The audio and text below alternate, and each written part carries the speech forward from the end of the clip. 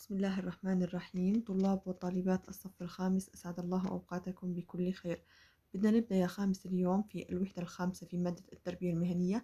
في هذه الوحدة بدنا نتعرف على التعامل مع الأجهزة الكهربائية.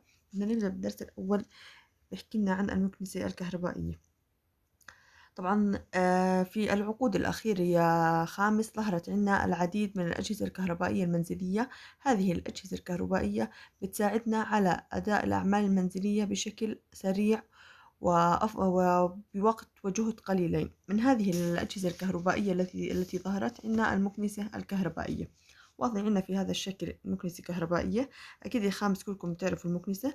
طبعا المكنسة الكهربائية هي جهاز كهربائي يعمل على تنظيف أرضيات المنزل بطريقة الشفط.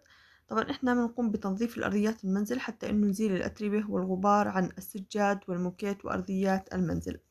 طبعا المكنسة الكهربائية يا خامس بيكون معاها عدة قطع وملحقات. هذه القطع ممكن انه احنا نستخدمها في تنظيف الأرضيات والجدران والستائر والكراسي المنجدة وغيرها. طبعا بتختلف وظيفة هذه الملحقات باختلاف تصميمها. هذا الشكل لمكنسة كهربائية. هذا الشكل موضح لنا هيكل المكنسة اللي هو جسمها والخرطوم وفرشاة المكنسة. عندنا يا خامس نشاط في صفحة 80. هذا النشاط مطلوب منكم تحلوه. نشاط كثير سهل وبسيط. مطلوب منكم توصلوا العبارة مع الصورة اللي بتدل عليها. الآن بدنا نتعرف على متطلبات الصحة والسلامة عند استخدام المكنسة الكهربائية. لما بدنا نستعمل المكنسة يا خامس، أولا يجب أن نقوم بقراءة التعليمات المرفقة في الجهاز الكهربائي بعناية قبل التشغيل. يعني قبل ما نشغل المكنسة يجب أنه نعرف إيش التعليمات المرفقة معها. 2. تأكد من أن الجهد الكهربائي الذي تعمل عليه الأجهزة الكهربائية يناسب مع الجهد الكهربائي المستخدم في المنزل.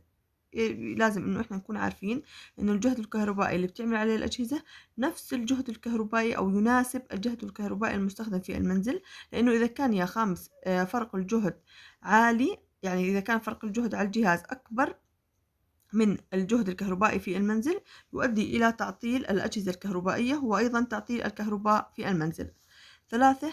لا تضع القابس الفيش الخاص بالجهاز في الكهرباء عندما تكون يداك مبللة، طبعا حتى انه يتجنب انه يصير تماس كهربائي. 4. افصل التيار الكهربائي عن الجهاز عندما تنتهي من استعماله. طبعا لازم دائما يا خامس لما نستخدم اي جهاز كهربائي بعد الانتهاء من استعماله انه نفصل التيار الكهربائي عن الجهاز. 5. اسحب القابس بلطف عند فصل التيار الكهربائي ونسحبه بلطافة. الآن بدنا نتعرف على طرائق اختيار المكنسة الكهربائية. أولا بدنا نتعرف لما بدنا نختار المكنسة الكهربائية يجب أنه نتأكد من توافر قطع غيار المكنسة، أنها تكون هذه المكنسة متوفرة إلها قطع الغيار إذا احتجناها. 2. اختيار النوع ذي الملحقات التي تستخدم في التنظيف، يعني نختار مكنسة يكون معها ملحقات بنستخدمها إحنا في التنظيف. 3. توافر مركز معتمد لصيانتها إذا استدعى الأمر ذلك، يعني إنها تكون مكنسة مكفولة وفي مركز معتمد حتى إنه إذا صار فيها أي خراب نقوم بتصليحها. 4. اختيار المكنسة الكهربائية التي تتناسب مع الوظائف والأعمال المطلوبة.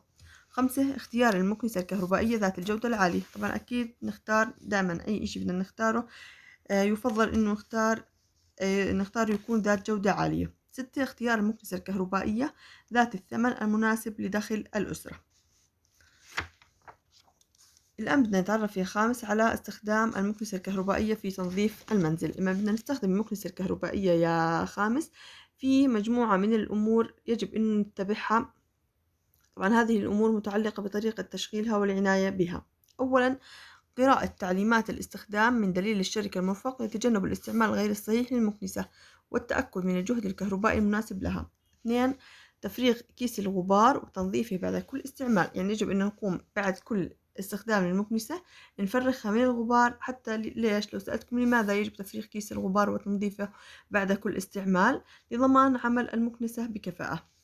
3. تنظيف الأجزاء الداخلية للمكنسة من الغبار العالق بها حتى أنه نحافظ عليها أطول مدة ممكنة. 4. تغيير الإطار المطاطي الموجود بين الجزء الثابت والجزء المتحرك من المكنسة إذا فقد متانته. حتى إنه ما يتسرب الغبار خارج المكنسة.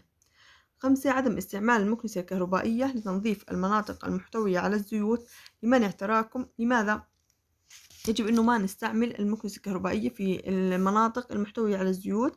حتى إنه ما تتراكم الغبار في الداخل مما يعيق عملية سحب الغبار. 6 مراعاة عدم اصطدام أجزاء المكنسة بقطع الأثاث، يعني نحاول إنه نضعها مكان بعيد عن قطع الأثاث حتى إنه نحافظ على ديمومة هذه المكنسة. وبهيك يا خامس بنكون أنهينا درسنا. مطلوب منكم يا خامس واجب حل الأسئلة، الرجاء حل الأسئلة وإرسالها لي على الخاص، ويعطيكم ألف عافية.